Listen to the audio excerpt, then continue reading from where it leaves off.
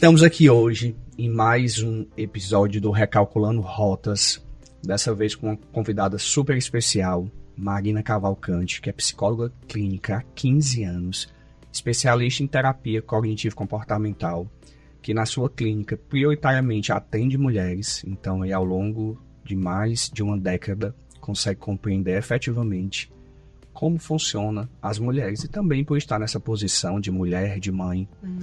Marina, seja muito bem-vinda a esse espaço que, como eu disse anteriormente aqui nos bastidores, é um espaço nosso, de troca, de muita tranquilidade, sem engessamento, para a gente realmente trocar experiências da clínica, trocar experiências da mulher e também do homem, né? Por que não?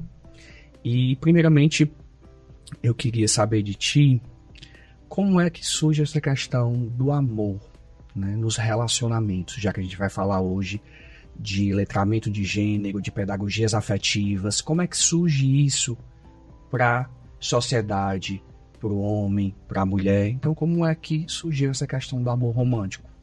Certo. Primeiro, eu queria dizer que é um prazer, né, estar aqui com você, te admiro demais, né, um super profissional. E falar sobre esse tema que para mim é tão caro, né, é sempre um privilégio. Né?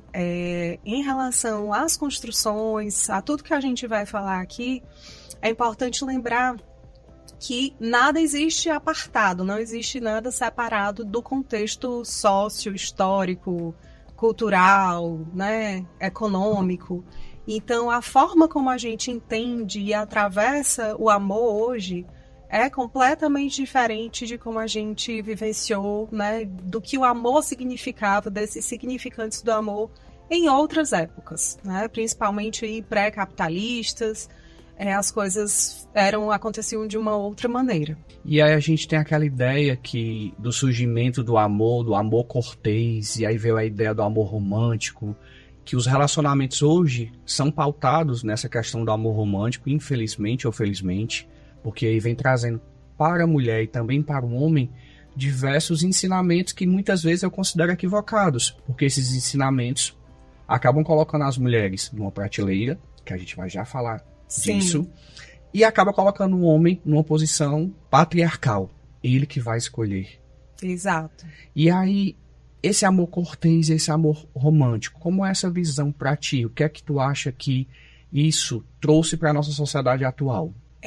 Na verdade, esses atravessamentos, né, do amor cortês e do amor romântico trouxeram, né, agora para a nossa geração, nos colocam as mulheres nessa posição realmente de estar em uma prateleira esperando ser escolhidas pelo homem, né, por essa chancela do homem. Então, nosso processo de subjetivação, nosso processo identitário é muito validado por outro. E aí nossa autoestima, né, quem a gente é, o que a gente gosta, fica muito em segundo plano. E aí vem a questão do amor romântico, desse amor em que eu posso aguentar o outro a partir de tudo, eu posso aceitar tudo que o outro faz comigo, o outro tem que me completar, o outro tem que ser a metade da minha laranja, como já dizia Fábio Júnior, de forma equivocada, na minha opinião, claro.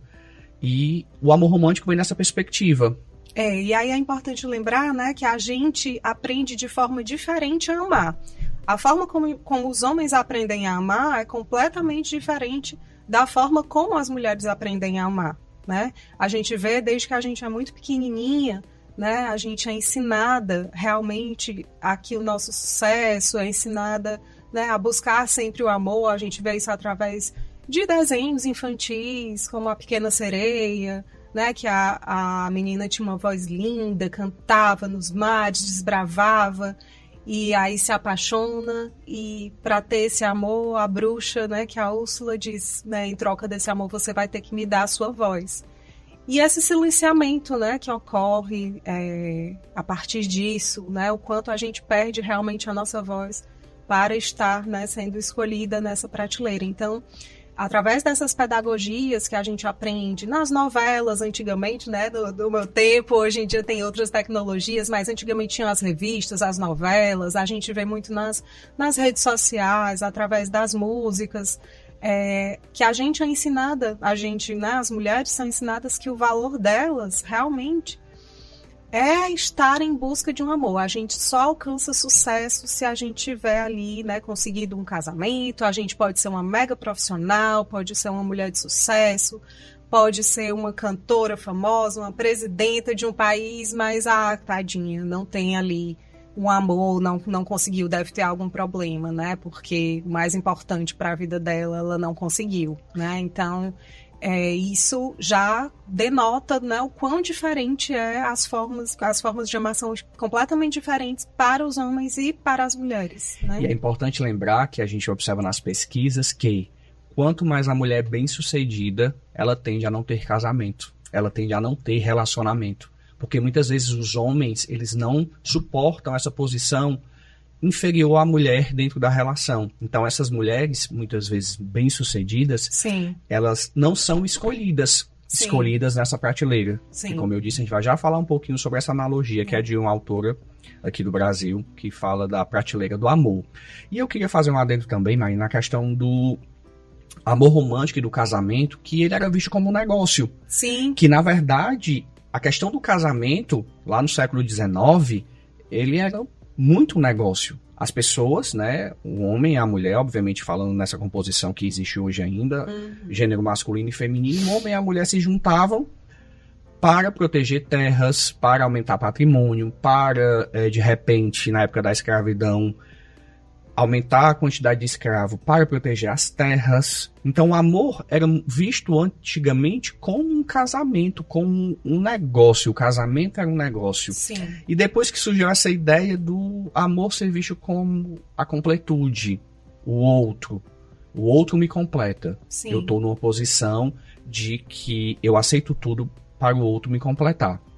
E a gente trazendo essa perspectiva que no amor romântico, essa questão do amor ser visto como identitário, principalmente para as mulheres, ela passou a surgir muito no século XIX, como eu falei anteriormente.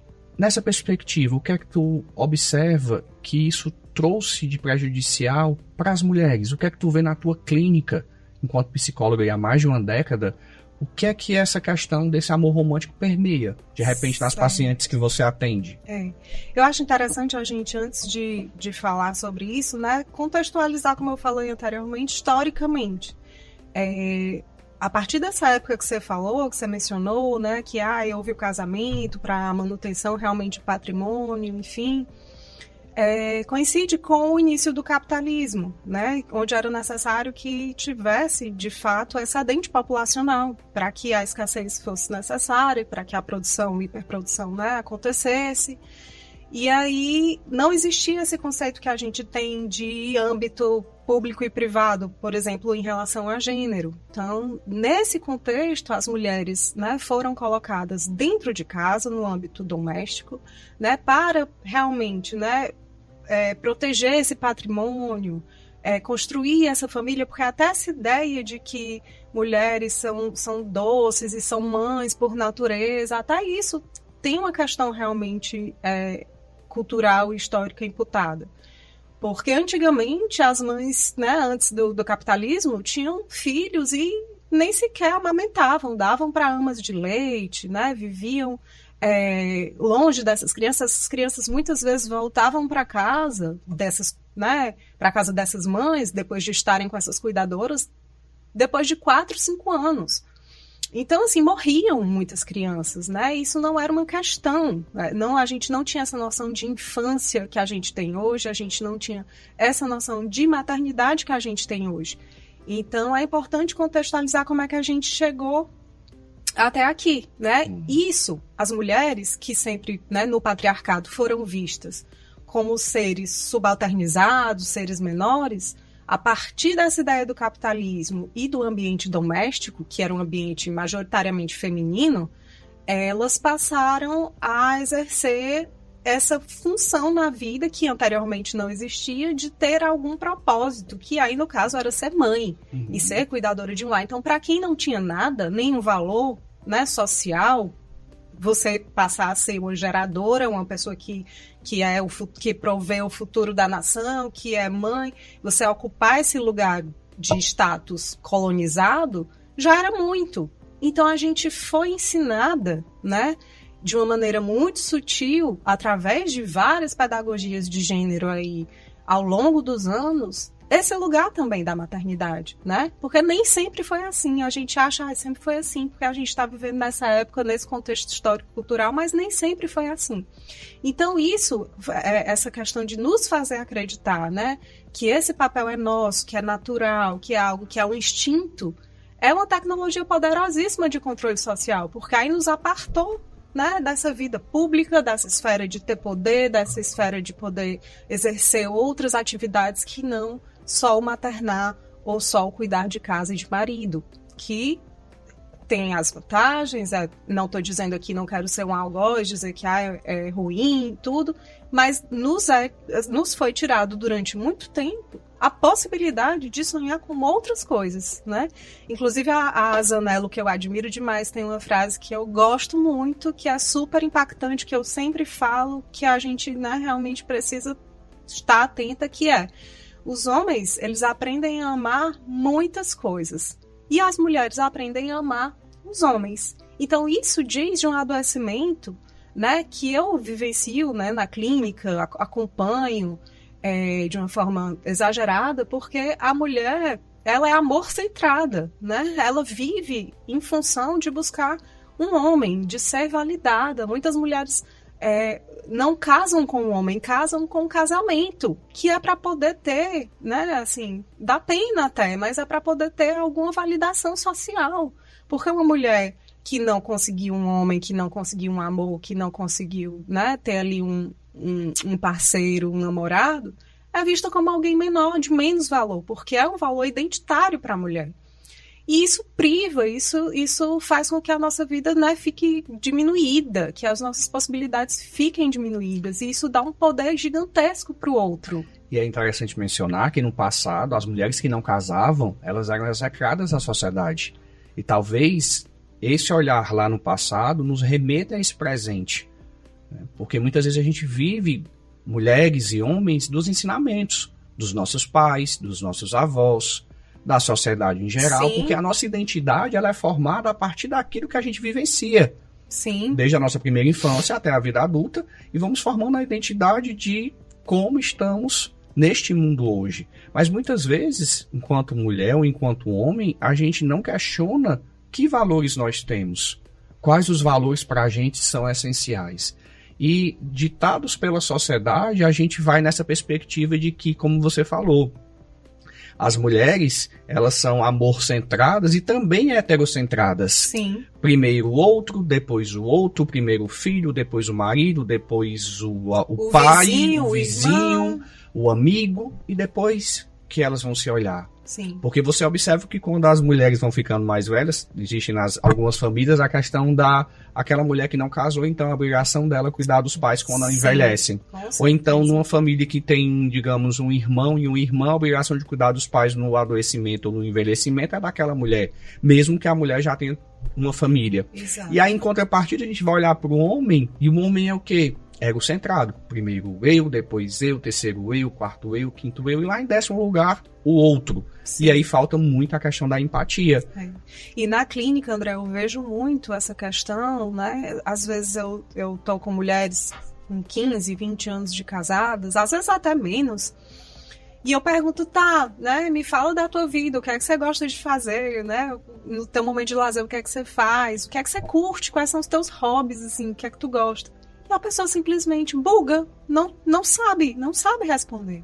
Porque justamente, né, cresceu nessa heteronormatividade, né, em estar atendendo às demandas dos outros e não sabe mais nem o que gosta, se é que em algum momento pôde ter né, essa escolha de tentar descobrir o que é que gosta. E isso é muito triste, isso é muito adoecedor, isso traz muito sofrimento.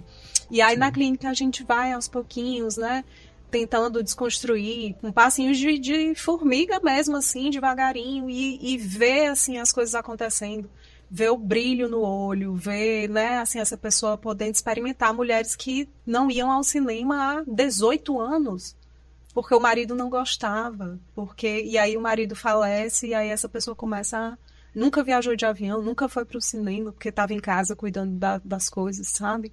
Então, a gente precisa pensar sobre isso, assim. Isso diz realmente da nossa saúde mental coletiva, né? Dos próximos... Eu espero que, através, né, da educação, a gente possa ir desconstruindo essa lógica que é tão massacrante, que só traz lucro realmente para alguns poucos, né? Assim. E nessa perspectiva, Marina, puxando o teu gancho, eu vejo muito na clínica, eu também atendo prioritariamente mulheres, né, tanto na clínica, na minha profissão de psicoterapeuta, psicólogo, quanto na advocacia, e eu vejo muitas mulheres nesse lugar de inferioridade.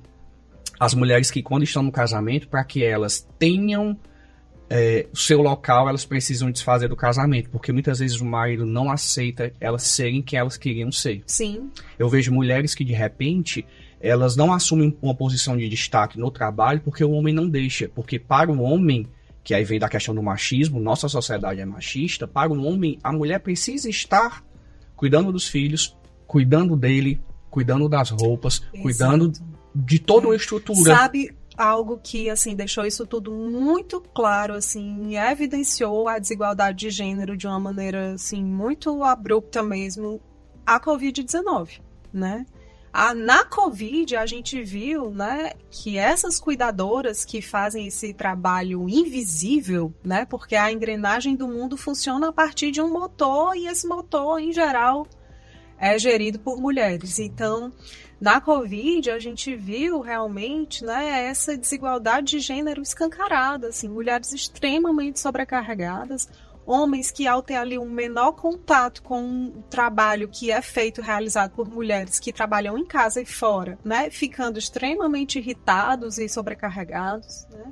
Falando de pesquisa científica, nunca tanto trabalho foi submetido por homem, né, na esfera científica, enfim, como na época da pandemia, da Covid-19, e não quer dizer que a gente não tenha mulheres cientistas, a gente tem, mas essas mulheres cientistas abdicaram do seu trabalho, mais uma vez, para cuidar do outro nesse centramento, nessa heteronormatividade e nesse trabalhar de forma invisível, e aí de repente as mulheres adoecem, e aí ninguém entende, é mimimi, é depressão, é falta de Deus, é porque vai procurar, né, um pinto, é falta de homem, e na verdade é o excesso realmente de carga de trabalho mental. Acaba que nessa heteronormatividade, que é o amor romântico hoje como é visto, o amor romântico hoje na nossa sociedade ele é patriarcal, ele é heteronormativo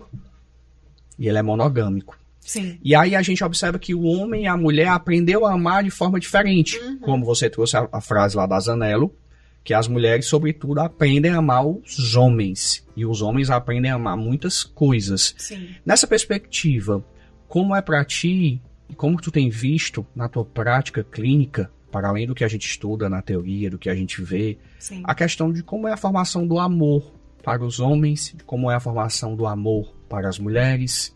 Como é que tu observa essa distinção? Para os homens, né, como a gente já falou aqui, estar apaixonado, assim, a gente sempre vê, né, quando uma pessoa da turma, um amigo se apaixona, aí os outros dizem, pronto, aqui no Ceará é o barriga branca, né? O homem morreu, acabou-se o homem, né? Então, assim, o amor, né, como é algo naturalizado para a mulher, quando, né, a gente fala sobre o homem, o amor no homem, né, ele parece uma coisa subalternizada, uma coisa de menor valor. Então, os homens acabam também sofrendo um pouco nessa lógica, né? E aí, mais na frente, a gente pode falar também do dispositivo de eficácia, né, que é uma forma de subjetivação, né, como é construída a subjetivação nos homens. O homem acaba também sofrendo por não poder, né, vivenciar, né, exprimir sentimentos que são necessários Sim. e caros a todo ser humano. Então acaba sendo, né, vergonhoso para ele admitir que está apaixonado, admitir que está gostando de alguém.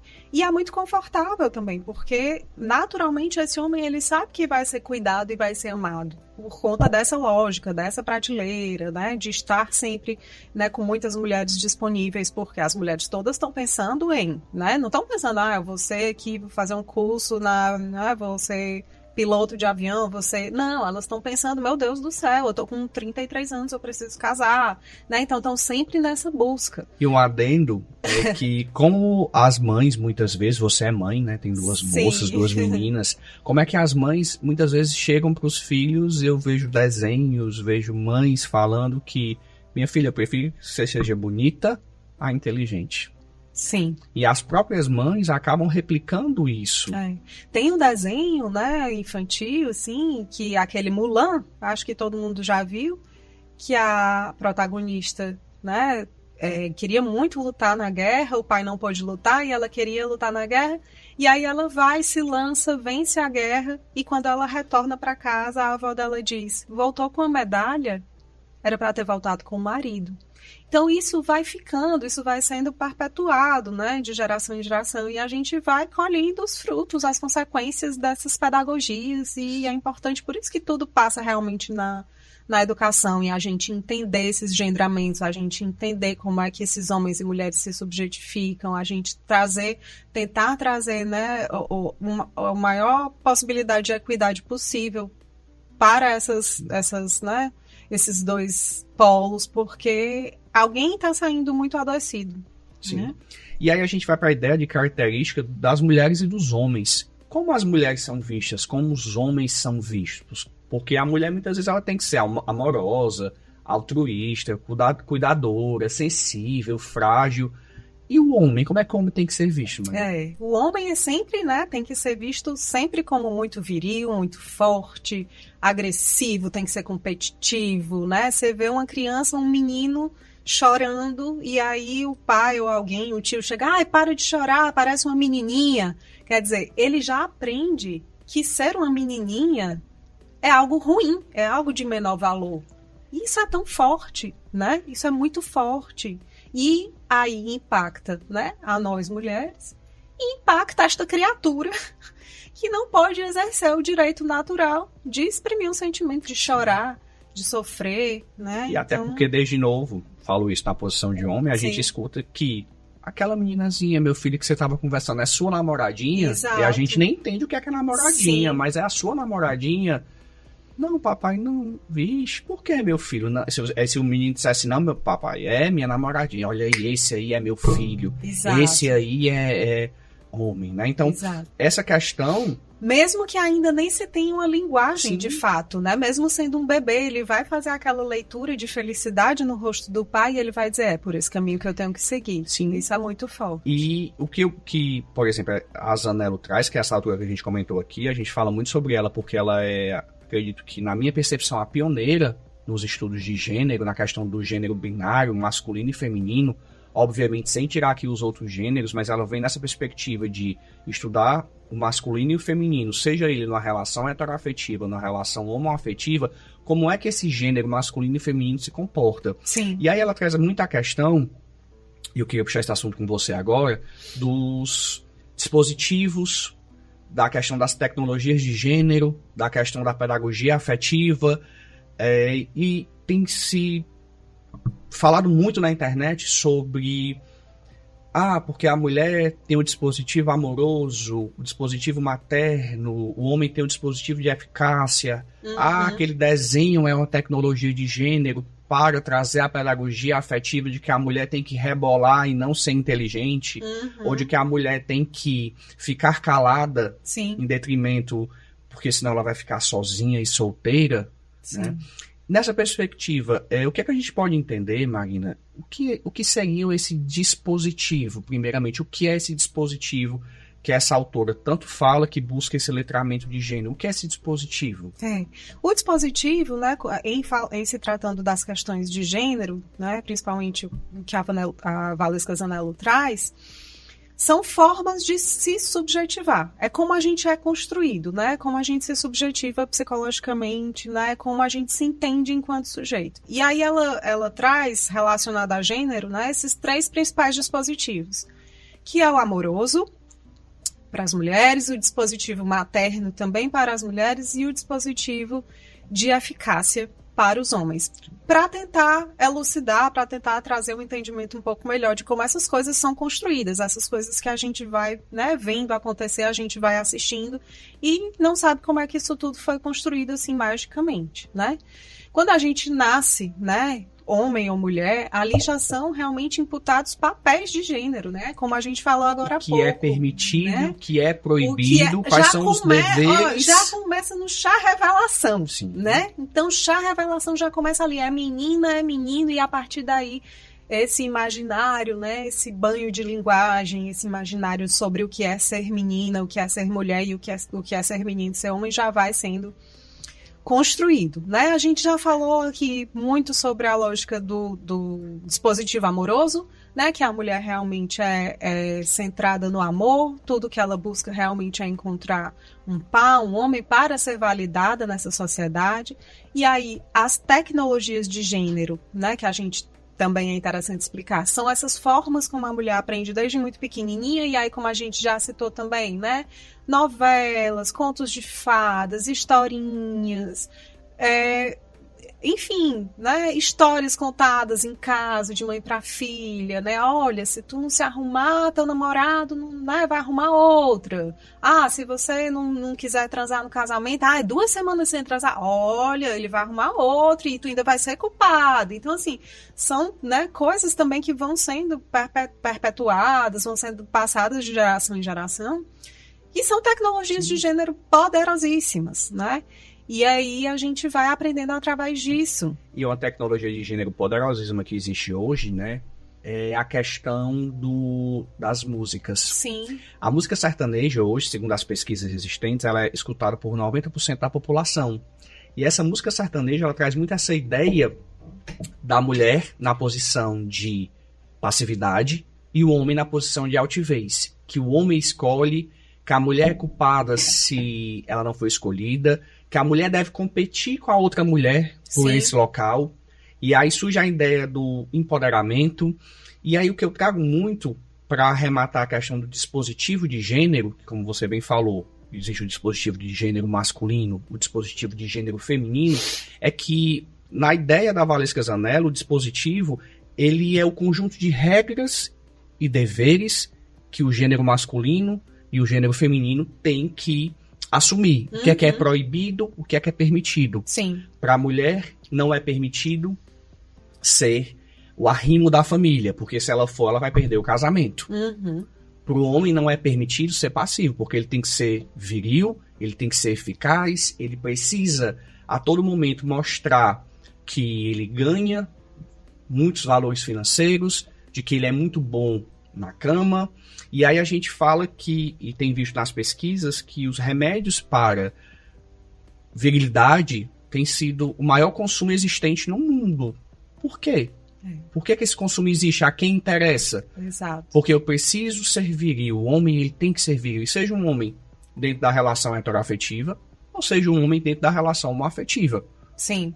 E a gente vê, né, assim, isso perpassando justamente pelo dispositivo que a gente fala que trata das masculinidades, que é o dispositivo de eficácia, né? Como é que esses homens são subjetificados? Como é que esse homem se entende como homem, né? Através desses 2 braços, né? Da virilidade e do poder e do trabalho. E aí, uma das tecnologias de gênero que a gente falou, né, das mulheres, contos de fadas, novelas, rede social, revistas antigamente, aquelas Cláudia, revista Nova, como conquistar o homem, Capricho, que eram todas voltadas, né, para isso. Para o homem, uma das tecnologias mais poderosas, né, de gênero é a pornografia. E na pornografia ele aprende que ele precisa realmente ser performático, ele precisa estar lá ereto por mais tempo, né? Então, assim, não à toa esses remédios, né? Esses medicamentos são vendidos, assim, de forma exagerada, né? Porque é para realmente comprovar essa performance, esse dispositivo de eficácia que sustenta o homem, né? E isso é estruturante, psicologicamente falando, estrutura aquele sujeito, estrutura, né, traz ali, fortalece aquela pessoa enquanto homem, né, enquanto identidade masculina, enquanto dispositivo mesmo. E a questão da pornografia, ninguém está aqui falando de moralidade. A questão da pornografia é porque na pornografia o homem, desde adolescente, ele aprende a fazer uma coisa: objetificar o parceiro sexual. Sim. E principalmente a objetificar a mulher, Sim. se for uma relação heteronormativa. E essa objetificação é que traz a ideia da analogia que a Valesca Zanello traz no livro dela, que é a questão da prateleira do amor. O que é que seria, na perspectiva psicológica, essa prateleira do amor que a mulher está inserida? A prateleira do amor, né, é uma metáfora que a Zanello encontrou que é super interessante e fica super clara assim, de entender, que justamente fala desse dispositivo amoroso, dessa forma como a mulher se constrói, né, de forma amor-centrada. Então, em sendo amor-centrada, a mulher precisa ser escolhida, né? Então, para ser escolhida, ela tem que estar, como numa prateleira de supermercado, melhor posicionada.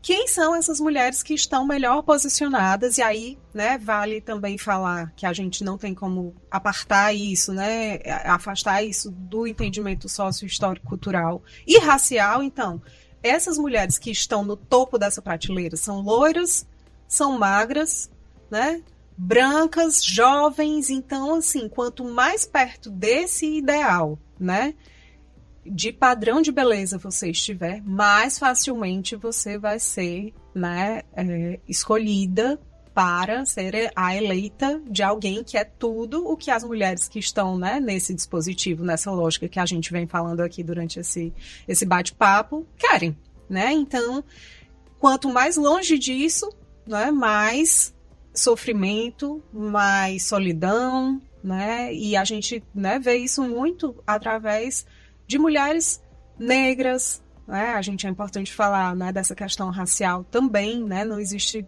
né, a gente falar de gênero sem falar de raça, de cultura, de outras questões. Então, a mulher negra, a mulher gorda, tem muita lipofobia, a mulher mais velha, né? A gente vê o etarismo, inclusive, né? Queria trazer uma discussão recente, que foi essa do Neymar com a Luana Piovani em relação à PEC da privatização das praias.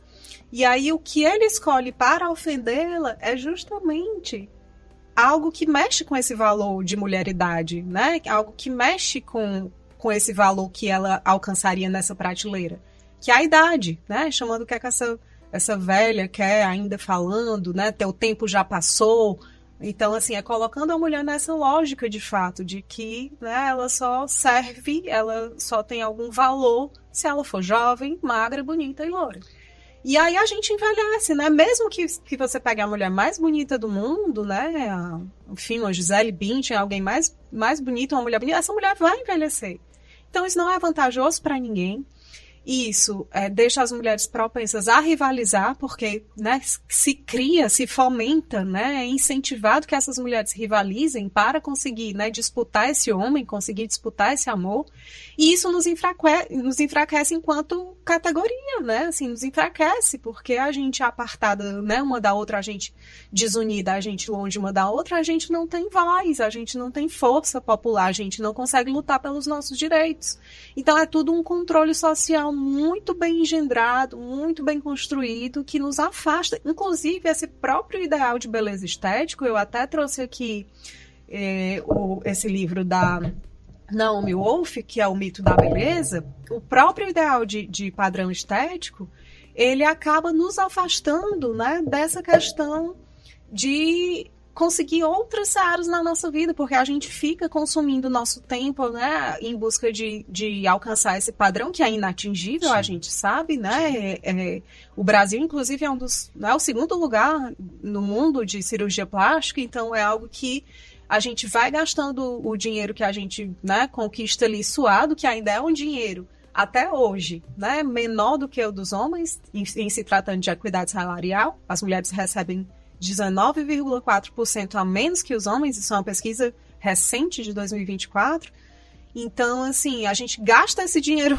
suado para estar, né, nessa lógica de lutar para continuar nessa prateleira. Para continuar nessa prateleira. E enquanto isso, a gente perde muitas outras coisas, né? A gente deixa de estudar fora, a gente deixa de fazer uma viagem, a gente deixa de, enfim, conquistar outras coisas para a nossa vida. E é uma forma de controle social, né? Vamos dizer aqui para essas mulheres que elas precisam estar sempre jovens e belas, porque aí elas vão se ocupar disso, vão gastar o dinheiro que elas têm com isso. E a gente aqui vai decidindo, né? Não à toa que a maioria, né, do poder público é formado por homens. A gente teve agora, né, a primeira presidente eleita também recente ontem, no México. Então, assim, é tudo muito recente. Os nossos direitos são muito recentes. Então, a gente não pode piscar que a gente está, né, à beira de perder qualquer coisa que a gente já tem conquistado. A gente tem que estar sempre muito vigilante. E nessa perspectiva da prateleira do amor, trazido pela Valesca Zanello, é muito na ideia de que eu ocupo uma prateleira, a mulher, no caso, ocupa uma prateleira em que ela vai ser escolhida. A partir do momento que ela é escolhida por um homem, automaticamente ela precisa se manter nessa prateleira. Sim. Ou seja, ela não pode envelhecer, ela não pode ficar feia, ela não pode engordar, ela não pode ser ela. Sim. Porque mulheres precisam se comportar de tal forma. Mulheres precisam aprender a manusear os talheres de forma elegante. Mulheres precisam se vestir de forma elegante. Então, nessa perspectiva da prateleira do amor, a mulher se coloca numa posição, mesmo sem querer, de objetificação. Sim. Que interessa a quem? Aos homens. A gente estava conversando aqui nos bastidores, falando que o casamento, para as mulheres, em questão de saúde mental, é adoecedor. Sim. Já para os homens é protetor. E eu vejo, assim, na clínica mesmo, acontecendo, como eu citei esse exemplo anterior, né, de mulheres que não iam ao cinema há 18 anos. Que não sabem o que gostam, né? Então, assim, e a partir do momento que ou existe um divórcio, ou esse marido falece, não desejando o falecimento desses homens, e sim a mudança dessa lógica, mas a partir disso é que elas começam a viver, né? Que elas começam a fazer as coisas que elas gostam, que elas têm prazer. Então, a gente precisa repensar mesmo isso. E na perspectiva, a gente observa na clínica, observa por meio dos estudos, observa na sociedade, sociologicamente falando e filosoficamente falando, que as mulheres acabam se colocando numa posição, mesmo sem querer, de passividade.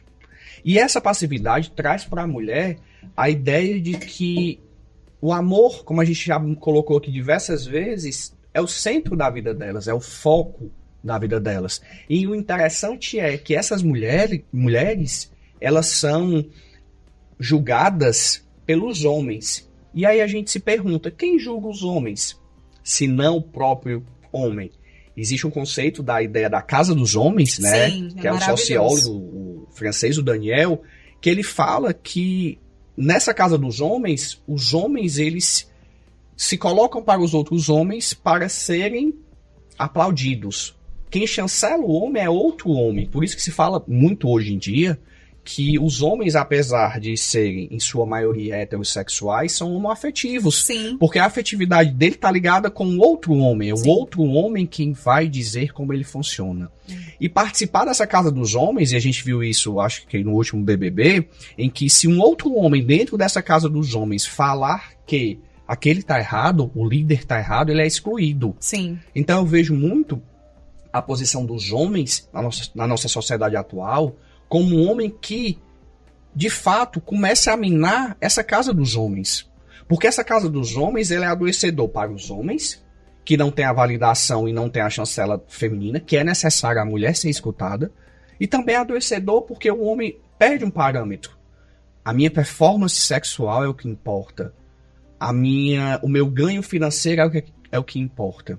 E aí, assim, muitas pessoas podem perguntar como desconstruir essa casa dos homens, né? Essa metáfora aí também, como fazer para lutar contra isso. E não é, né, como muitos homens fazem, que até as pessoas, né, falam, homem pode chorar, e aí tem grupos de homens se reunindo e falando sobre sentimentos. Ok, mas isso não muda em nada essa lógica, né? Que bom que você tá chorando, que bom que você tá, né, se desconstruindo, repensando, mas isso só é alterado quando você, né, que tá lá com um colega, um amigo, que de repente tem um filho, não pagar a pensão, você diz, cara, né, é tua obrigação, é teu filho. Quando você intervém de alguma maneira, né, quando você vê que um cara tá trocando, né, nudes de uma pessoa, de uma outra colega, e você fica calado, né? Você está contribui para essa casa dos homens. Exato. Chancela esse homem misógino muitas vezes. Chancela esse homem sexista. Exato. Então, chancela esse homem etarista. Exato. Então, assim, para mudar realmente,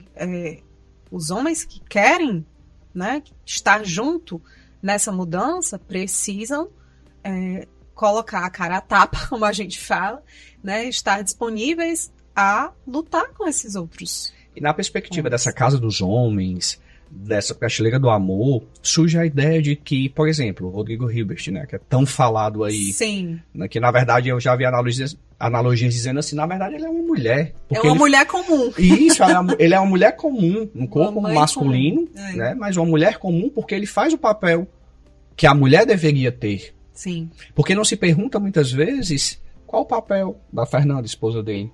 Exato. Por que eles não podem dividir os papéis? Os dois fazerem, os dois cuidarem dos filhos, os dois cuidarem da casa. Quando, de repente, o pai cuida do filho, que homem incrível. Sim. Que pessoa cuidadosa, que fofo. Ele é um máximo, né? Eu queria esse homem pra mim. E aí a gente volta lá atrás nessa questão que foi construída, que foi dado esse poder à mulher de ser essa divindade que gera vida, que é naturalmente cuidadora, né, e que tem essa abnegação, quando na verdade isso foi construído também, né, culturalmente. Qualquer pessoa é capaz de cuidar, né? A gente só está aqui enquanto espécie porque a gente, né, tem a questão do vínculo, tem a questão do cuidado. Então, qualquer pessoa é capaz de cuidar. Senão, essas mães que abandonavam antigamente esses filhos com as amas de leite, né? E esses filhos cresciam de alguma forma e depois voltavam para casa, não existiriam, né? Então, assim, qualquer pessoa é capaz de cuidar. E antigamente, por isso que eu queria também... Lembrei do que eu estava falando naquela hora, né? Que essas mulheres, essas mães principalmente, estão muito cansadas porque nesse cenário, né, anterior, o filho era cuidado pela comunidade, né? A gente está falando aqui muito, né, numa lógica eurocentrada, branca, mas se a gente for pegar outras, né, etnias, outras civilizações, a gente vê que existem diferenças. Por isso que eu bato tanto nessa tecla de que é algo realmente cultural, né? As crianças eram criadas pela comunidade toda. Sim. E hoje isso está sendo delegado para uma única pessoa que, além de cuidar disso, trabalha fora e ainda cuida muitas vezes do marido, da mãe que adoece, do irmão. Então, assim, essas mulheres estão de fato sobrecarregadas e adoecidas.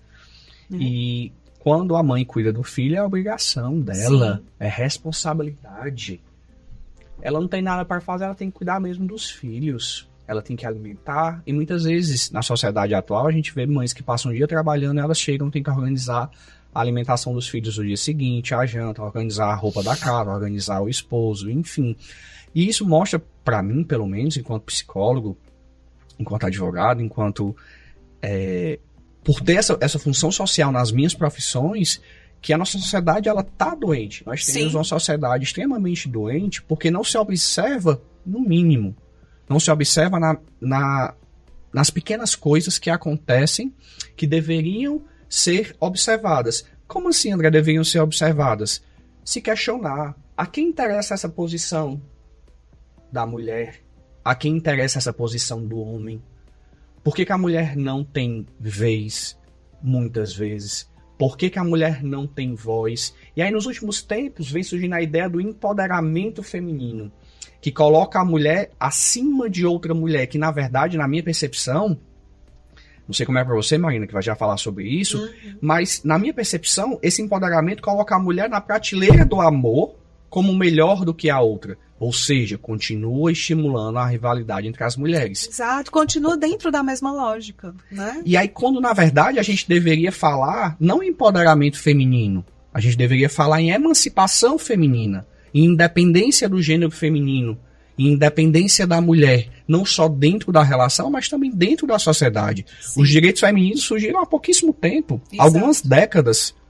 Mas mesmo com esses direitos femininos que surgiram, de votar, de ter voz, de ter conta no banco, tem uma série até no Netflix que fala muito sobre isso, a mulher que passou a ter uma conta bancária e etc., que antes não era permitido, só se o marido permitisse que ela tivesse. Sim. Ou Viajar, seja, né? Só com a autorização do marido. o dinheiro dela, mesmo que ela trabalhasse, era quem cuidava, era o patriarca da família.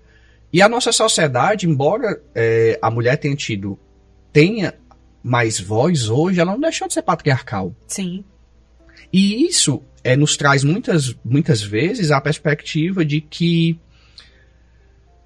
como mudar isso? Como olhar para isso com outro olhar? Eu estava conversando com uma amiga um dia desse que foi mãe, que ela disse assim, caramba, eu fui mãe agora e me enchi de culpa. Uhum. E aí a gente observa dentro do dispositivo materno, que você tão bem falou aqui, que a culpa, ela é um sinal que esse dispositivo materno tem dado certo. Sim. De que a mulher é cuidadora. Só que a mulher é cuidadora não só dos filhos. Quantas mulheres cuidam dos maridos?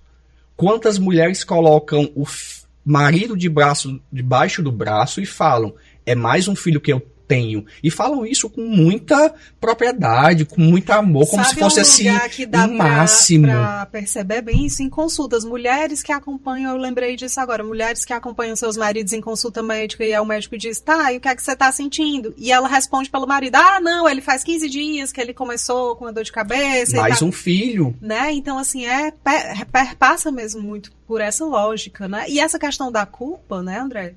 Ela é uma forma de controle, né? Assim, ela lhe prende, ela, né, não deixa você ir para o mundo, ela lhe martiriza, você fica ruminando ali aquelas ideias, você não consegue se libertar, porque aquilo vai lhe consumindo nesse papel identitário, né, de mãe, de cuidadora, de mulher, nesses papéis de gênero que são tão bem construídos. E aí deixa a gente realmente mais, né, controladas do ponto de vista social, né, para que a gente não tome, né, ciência da nossa própria vida, não tome as decisões, né, que nos favoreçam. Então, é uma forma realmente muito poderosa de controle social mesmo, de controle das mulheres. Marina, deixa eu te perguntar uma coisa. Mais uma coisa. Na clínica psicológica, né, você que aí atende há muitos anos e atende mulheres, como é que tu observa o papel dessas mulheres que se encontram muitas vezes em relacionamentos que são tóxicos, relacionamentos que são disfuncionais? Como é que essas mulheres se apresentam quando elas reconhecem dentro da terapia que estão nesse tipo de relacionamento? Primeiro que esse reconhecimento é processual, né? Então, assim, nem sempre é fácil de ser compreendido, de ser entendido. Às vezes são muitas e muitas e muitas sessões para que essa mulher se dê conta e às vezes nem se dão conta realmente de tão forte que é essa lógica, essa estrutura em que a gente está inserida, né? Quando elas reconhecem, aí vem um luto, né? Um luto por ter idealizado aquela relação, por não ter dado certo, né? Por tentar se identificar, né? Tá, e agora? Né? Como é que eu vou me reconstruir? E eu sempre busco, né, trabalhar em cima da autoestima dessas mulheres, e buscando formas, né, de ela se nutrir de outras coisas que não só desse amor, dessa validação masculina, desse amor, né, masculino, dessa busca por um relacionamento. Que ela possa, né, se engajar em outras coisas na vida dela, que ela se nutra de amigas, da rede de apoio, de estudos, de fazer, né, ter experiência com outros hobbies, que ela vá se fortalecendo, porque a gente esperar que essa lógica mude, os homens vão entender e vão sair dessa posição, não vão, porque é uma posição de privilégio. Até porque eles não buscam entender. Não buscam, e eles estão, né, assim, gozando dessa posição, desse privilégio, está sendo bom para eles. Nenhum ser humano é contraproducente, nenhum ser humano vai atrás de buscar sair de um lugar que está confortável, né? Não vai contra a lógica, então eles não vão naturalmente sair dessa posição, vai ser algo que a gente vai ter que lutar, como a gente lutou por tantas outras, né, questões aí ao longo do tempo, e a gente tem que ser grata por essas mulheres realmente que vieram antes, porque foi tudo construído assim na base de muita, muita, muita luta. Então a gente precisa, enquanto isso, né, não é cruzar os braços nem nada, não é que você também não possa encontrar um amor. As relações de amor podem acontecer, e quanto mais igualitárias, quanto mais de uma forma hierárquica isso tiver, né, próximo, quando não há uma desigualdade assim, numa hierarquia onde um está, né, se sobressaindo ao outro, quanto mais igualitária essa relação, mais saudável. Então, assim, se você encontra alguém, tá difícil encontrar, né, homens nessa circunstância aí. Mas se você conseguir encontrar, e tem pessoas boas também, e que essa relação seja simétrica, né? Você pode usufruir. É bom amar, é bom ter alguém, é bom né? É bom casar. Não é uma coisa que a gente, né? Feministas, algozes e não, é bom, é gostoso, mas isso precisa ter ali uma relação, né, de equidade, precisa ser uma relação simétrica, saudável. E eu trouxe essa perspectiva, essa pergunta para ti, porque o objetivo desse quadro é recalcular rotas. Sim. Quantas rotas nós precisamos recalcular ao longo da vida, ao longo dos dias? Às vezes a gente acorda com uma ideia e não é isso aqui que eu quero. E muitas vezes, para as mulheres, é o que eu mais observo dentro da minha prática clínica enquanto psicólogo, é que para as mulheres recalcularem rotas, ou seja, trazer mudanças de vida, tem se tornado cada vez mais complicado. Uhum. Porque nessa ideia de empoderamento, dar poder às mulheres para estar no topo, as mulheres continuam dependentes, continuam presas. Não acontece, como eu falei há pouco, a questão da emancipação, dessa mulher ser independente para escolher o que de fato ela quer, o que de fato ela deseja. Na minha prática clínica, eu vejo mulheres que, quando assumem o seu verdadeiro gosto, o que querem fazer, os homens dizem claramente: se você continuar com essa ideia, nosso casamento está terminado.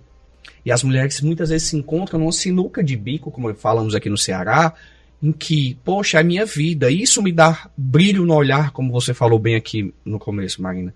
Mas tem meu casamento, tem meus filhos, é uma escolha, ou meu casamento ou a minha profissão. Quantas mulheres eu vejo presas nessa sinuca? E por que elas não conseguem sair? Quantas mulheres, né, a gente tem aí que foram podadas mesmo, não foi permitido para essas mulheres serem o que elas eram, né, antigamente, assim, por que tem tantos cientistas homens? A própria psicologia, né, foi construída através de um olhar extremamente masculino e sexista. Então, é difícil, né, a própria medicina, né, toda tem um olhar voltado mais para o homem, né, para as questões do homem. Você vê os exames, a Zanello falou uma vez uma coisa que eu achei super interessante numa palestra, que o exame da mamografia é um exame doloroso, né, achata assim o seio da mulher e tudo, e ela falando, poxa, se fossem homens a serem submetidos, né, a esse tipo de exame, eles há muito tempo teriam já pensado em uma outra estratégia, em um outro tipo de exame, teriam estudado o próprio anticoncepcional, né, por que fomos nós, as mulheres, né, a serem, assim, na época das pesquisas, foi feito para anticoncepcional masculino e feminino, e os homens, mas tem muito efeito colateral. E pra gente, né, então a gente tá sempre em segundo plano, tá sempre nessa lógica. Talvez essas mudanças todas a nossa geração nem alcance, mas é isso, né, a gente tem que ir plantando, tem que ir construindo através da educação, e aí as próximas gerações, quem sabe, né, verão essas mudanças aí de uma forma mais significativa, mas a gente não pode, né, ficar de braços cruzados. Eu, enquanto homem, me vi muitas vezes na questão desse dispositivo da eficácia. E em ter que ser viril, em ter que ter bons relacionamentos de emprego, em ter que ter dinheiro. E é muito complicado. E também já me vi nesse dispositivo amoroso. Para ti, Marina, como é essa questão do dispositivo amoroso, do dispositivo materno, para você que é mãe, que é mulher, que é profissional, que tem a sua clínica sólida hoje, com uma lista de espera de vários pacientes, porque ela é uma excelente psicóloga, já deixo aqui dito. Como é para ti, nessa posição, nesse local de fala, Sim. Mulher que trabalha, que tem um casamento, que é muito bem casada, que tem 2 filhas, também mulheres. Como é essa lógica do dispositivo amoroso na tua vida? Como foi? Porque às vezes as pessoas pensam assim, não, é psicóloga, não tem problemas, não tem questões de dependência emocional, não tem questões seria bom, né? de relacionamentos tóxicos e abusivos, não tem questão de dispositivo materno, de dispositivo amoroso. Como é pra ti? Como foi perpassar dentro da tua vida pessoal? Até trago isso para as pessoas entenderem que nós estamos aqui hoje nesse quadro de Recalculando Rotas, mas nós também, todos os dias, e por vezes, temos que recalcular as nossas próprias rotas. Não é porque hoje nós estamos aqui num local de fala que a gente não teve que recalcular ou que diariamente não recalculemos as nossas rotas. Como é isso para ti? Sim. Assim, na verdade, nós todos, né, já nascemos, porque nascemos numa sociedade patriarcal, né, sexistas, machistas, misóginos, né, então, a gente já nasce nessa lógica, tá? A gente faz coisas, na verdade, de maneira automática até. Outro dia eu tava dirigindo e aí eu disse, poxa, por que essa mulher não sai do meio? E assim, por que eu falei essa mulher? De onde vem isso? Né? É automático. E isso a gente, né, já aprende quando a gente é muito pequenininho. Então, a gente já nasce assim. Agora, desconstruir, descortinar, descobrir, né, as origens disso, a manutenção desse tipo de comportamento e o que eu posso fazer para mudar, aí, pessoalmente, para mim, foi, né, essa virada de chave. Não à toa que eu me especializei, busquei, né, pesquisas e estudos realmente voltados para essa área, porque acredito fortemente nisso, né? Vejo também na clínica. Tenho 2 meninas, eu sei que o mundo é cruel para mulheres, para meninas, então já começo desde já a tentar trazer alguma forma de conhecimento e de força para que elas consigam lutar contra essa lógica de uma maneira mais saudável, psicologicamente saudável, enfim.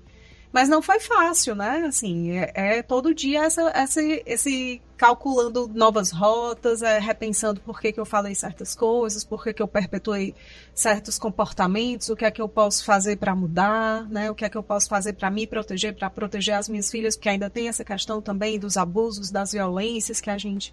o país é um dos maiores, né, índices de feminicídio do mundo. Sim. Então...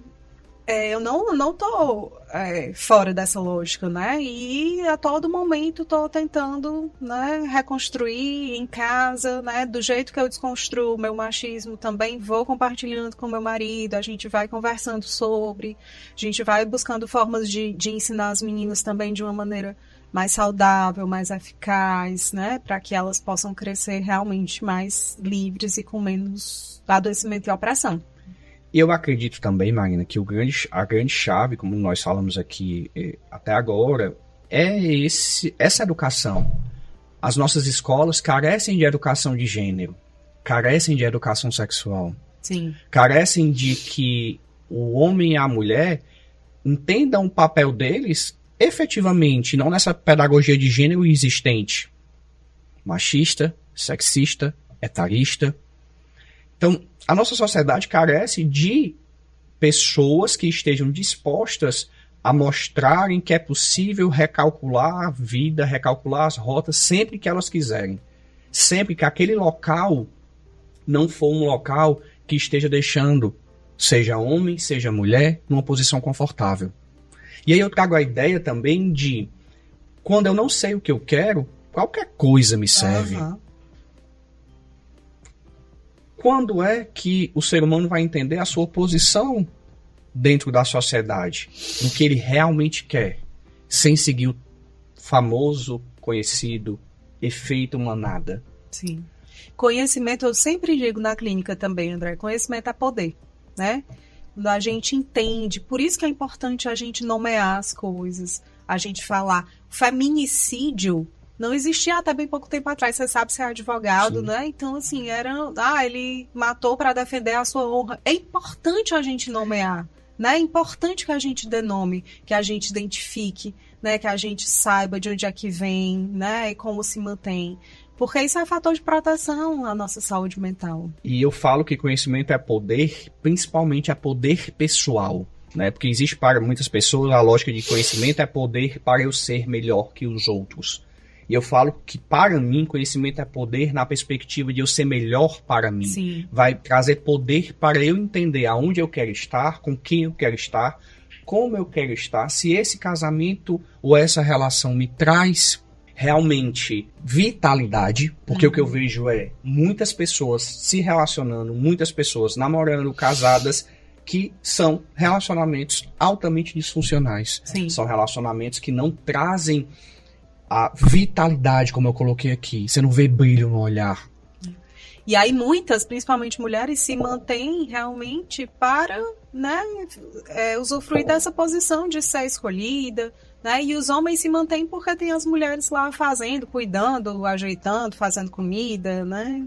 Então... E aí, nessa perspectiva, como sair dessa prateleira do amor? Eu falo que sair da prateleira do amor é, primeiro, como a Marina bem colocou aqui, questão do conhecimento. Segundo, é que as mulheres possam se unir e Sim. não competir.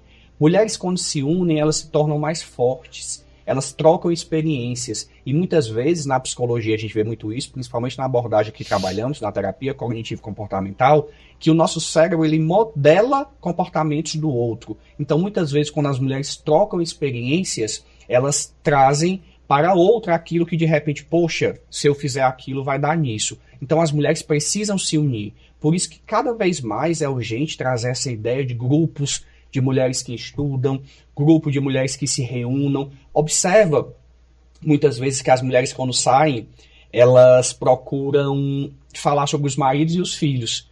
E, na verdade, as rodas das mulheres, elas precisam falar delas mesmas. Quais são os sonhos que elas têm? O que elas desejam para si? O que eu observo, tenho muitas amigas mulheres que, quando elas saem para tomar um café, elas estão falando dos maridos e dos filhos. Eu até brinco, não, gente, a gente não veio falar aqui de relacionamento, a gente veio falar da gente. O que é que você tem feito de bom pela sua vida? Então, uma forma de sair dessa prateleira, dessa lógica, dessa pedagogia afetiva ultrapassada, que é a questão dos dispositivos materno, de eficácia, amoroso, da forma como nós trouxemos aqui, é essa união. É que também as mulheres levem isso para os homens e que os homens estejam adeptos e abertos a escutar. Porque a questão, como eu disse, na questão da casa dos homens, os homens são chancelados por outros homens, são avaliados por outros homens. Os homens também precisam abrir os ouvidos, porque eu falo que se existe uma mulher é porque existe um pai. Sinceramente, eu sou pai, tenho um adolescente hoje de 4, 14 anos, eu ensino muita coisa para ele que não me foi ensinado, talvez porque a cultura do meu pai era outra. Sim. Então, aos homens interessa porque esses homens formam mulheres. E aí tem aquela ideia que tem assim muito nas redes sociais que você já imaginou se você fosse olhar o que você fazia com as meninazinhas, o que os rapazes vão fazer com a sua filha? E eu acho que também é sobre isso. Uhum. Quando eu busco o letramento de gênero do homem, quando eu busco o letramento de gênero da mulher, eu quero mostrar uma sociedade mais eficaz, uma sociedade mais positiva.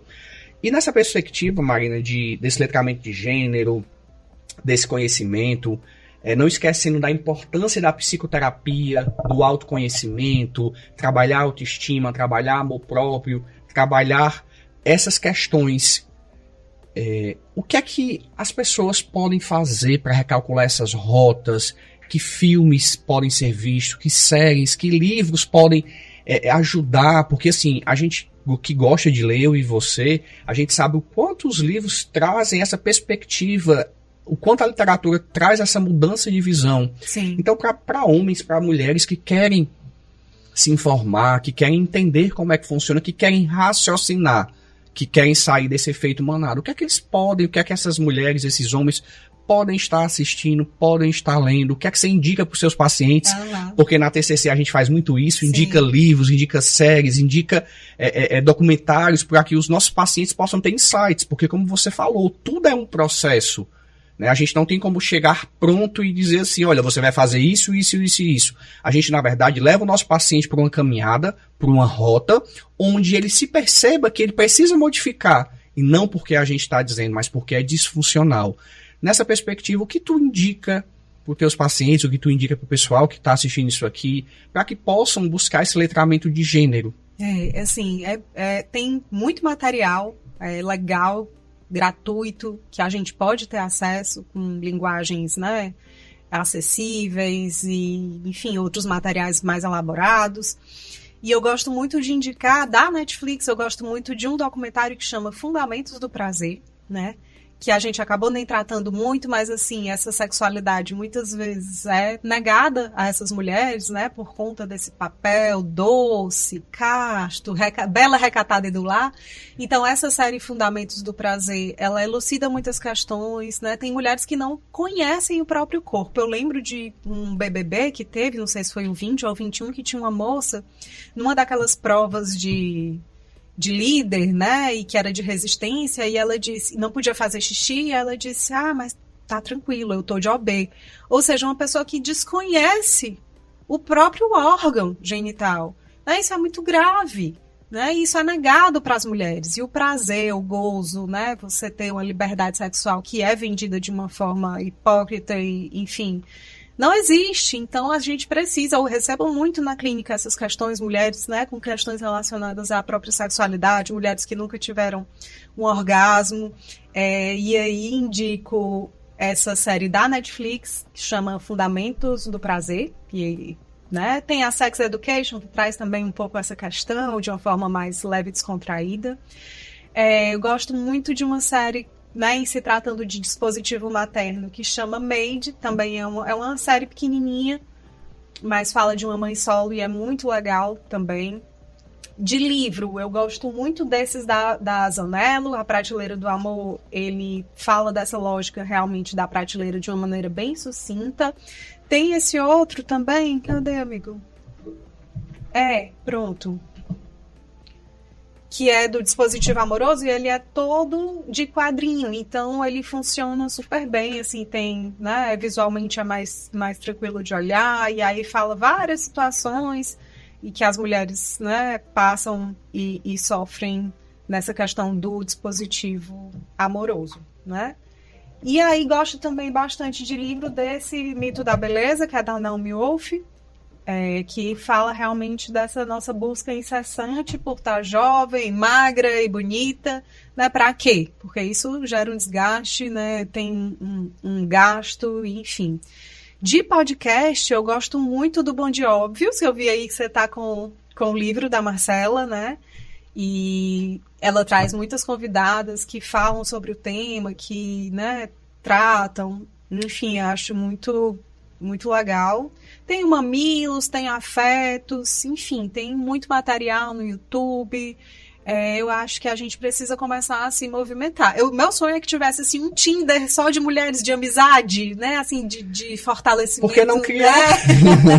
De fortalecimento dessas relações, para que essas mulheres, né, conseguissem alguma forma de se encontrar e de se mobilizar e se movimentar e lutar pelas coisas que são tão importantes para a gente, né? E nessa toada também eu falo que livros, fora esse que você falou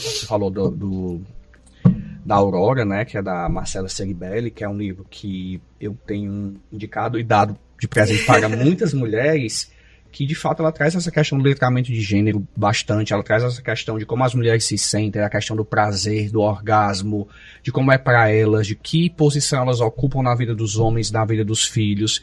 E também eu gosto muito de livros de ficção, como por exemplo esse A Redoma de Vidro, que é um livro de ficção que eu gosto muito de passar para pacientes, mulheres, não só esse como outros, mas que fala do papel da mulher nessa redoma de vidro que ela efetivamente criou sobre ela. Sim. Muitas vezes a sociedade coloca, a mulher confirma essa redoma de vidro e não quer sair, né? Então, livros de ficção eu penso que ajudam muito as mulheres a se entenderem nesse papel. Tem outro livro que eu falo muito, que é O Complexo de Cinderela, que ela fala muito dessa questão da independência financeira que as mulheres muitas vezes não têm. A quem interessa que as mulheres sejam dependentes financeiras, porque muitas vezes elas já são dependentes emocionais, porque o casamento é visto como o centro da vida da mulher. Sim. E aí a gente observa que as consequências desses dispositivos, dessa lógica amorosa, dessa pedagogia afetiva, é a baixa autoestima, falta de amor próprio, medo de ficar sozinha, ansiedade, depressão, raiva, desenvolvimento de transtornos. Sim, que muitas vezes não são fáceis. Aí é importantíssimo, né? Buscar ajuda de um profissional que possa te amparar, né? Um médico, psiquiatra, um psicólogo, porque realmente tem momentos que isso fica, né?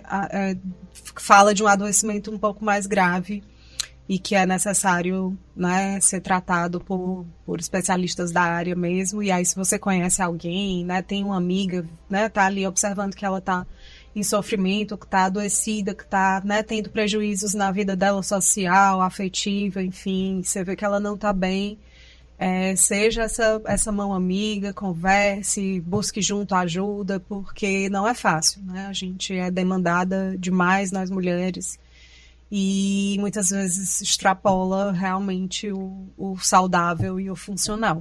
E uma vez eu vi uma frase na palestra de uma amiga, e eu vou dizer quem foi, que na palestra tinha assim: como você ama a si mesmo, é como você ensinar todo mundo a te amar, de Hope Carl. Foi uma palestra sua, que eu assisti há 2 anos aqui atrás, onde você traz muito essa ideia do feminino, não do feminismo. Sim. E aí eu acho importante, talvez, a gente estar aqui encaminhando para os finalmente, entender que nem sempre o feminismo é algo que coloca a mulher numa posição de independência. Muitas vezes confirma essa lógica amorosa. Uhum. Então precisamos ter cuidado, né?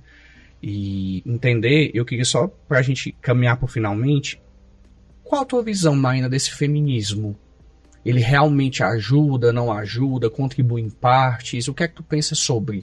Ele é necessário, né, na verdade, para que a gente consiga alcançar, se unir e alcançar, né, muitas conquistas que a gente tem, né, até hoje foram fruto realmente desse processo de reconhecimento do que estava ali, né, saindo de forma prejudicada para as mulheres. Então, é uma forma de lutar, né, a gente precisa, não é que a gente queira competir com homens, não é que a gente queira ocupar esse lugar dos homens, não, a gente quer apenas, né, equidade, a gente quer ser tratada, ser reconhecida, ser paga, né, ter os trabalhos que são muitas vezes invisibilizados, reconhecidos. Então a gente quer só equidade e saúde mental, é o que a gente busca, tem muita luta ainda pela frente, porque como a gente conversou aqui, não é fácil sair desse lugar de privilégio. Então, a gente tem que estar a todo momento, né, atenta a todo momento, buscando, né, manter esses direitos tão suados que a gente conquistou aí ao longo desses anos. Mas a gente precisa realmente descortinar essa vivência adoecida que a gente está tendo. A gente precisa conversar sobre, a gente precisa desconstruir certas lógicas para que a gente avance e para que a gente tenha saúde mental mesmo, né? Perfeitamente. Marina, mais uma vez foi um prazer ter você aqui. Marina, que, como disse no início, é uma psicóloga espetacular, ímpar, uma sumidade no assunto da terapia cognitivo-comportamental. Marina, eu sei que ela atende presencial e atende online no Brasil todo. Queria que você deixasse suas redes sociais, como é que as pessoas podem te encontrar, para que, né, quem tiver sido despertado por esse papo, que procure ajuda. Antes de tudo, ajuda profissional, porque é o que eu falo.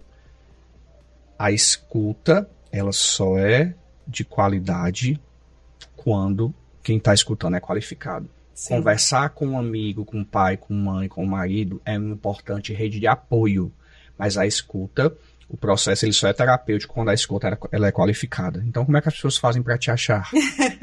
Primeiro, eu queria agradecer assim, imensamente o convite, né? Te admiro demais, você é um super profissional.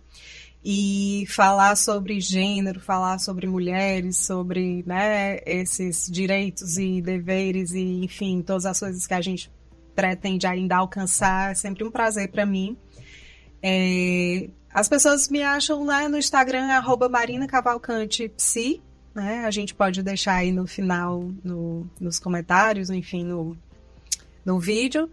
E é isso, assim, um prazer muito grande, né, falar sobre isso. Eu acho que tem muito trabalho a ser feito, mas a gente já está aí aos pouquinhos plantando essas sementes, né, e de repente ajudando outras pessoas a recalcular rotas, a buscar outros caminhos, porque a vida é fluida, a gente pode mudar, a gente pode aprender, né, não é nem Gabriela, é nasci assim, cresci assim, né, então a gente pode, através do outro, através do vínculo, através do conhecimento, através muitas vezes de uma ajuda profissional, recalcular essas rotas. E eu queria te parabenizar pela iniciativa, porque é um material super legal que vai estar aí à disposição das pessoas que muitas vezes não tem a quem recorrer, que não entendem, que não tem a quem buscar. E, enfim, né, maravilhoso como sempre. Muitíssimo obrigada. Gente, mais uma vez, aqui no Recalculando Rotas, vamos os próximos episódios. Você que quer recalcular suas rotas, aprender mais sobre si, ter papos, ter conversas tranquilas. Se você gostou, conversas tranquilas. Se você gostou desse episódio, encaminha pro pessoal, indica, porque com certeza esse papo aqui super legal com a Marina hoje pode ajudar você e tantas outras pessoas. Vamos ficando por aqui e até a próxima.